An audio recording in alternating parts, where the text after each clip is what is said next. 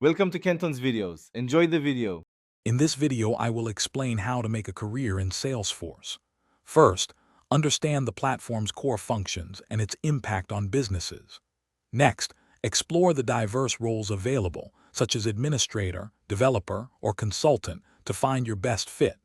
Finally, research the current job market and salary expectations to set realistic career goals.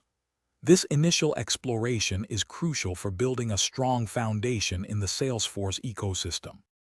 To build your expertise, begin by completing free online modules on Salesforce Trailhead, which offers hands-on learning. Then, focus on obtaining your first official Salesforce certification, like the Administrator or Associate credential. This validates your skills to potential employers. Additionally, seek out practical experience through personal projects or by volunteering your Salesforce knowledge to nonprofit organizations. Hands-on application is key. Hey everyone, if you're finding this video helpful, please hit that like button and subscribe to the channel for more great content. Quick recommendation: for all your learning and reading needs, check out the new Kindle Paperwhite. It's perfect for diving into Salesforce documentation or any book, anywhere. You can find the link for the Kindle and other exclusive deals in the description below.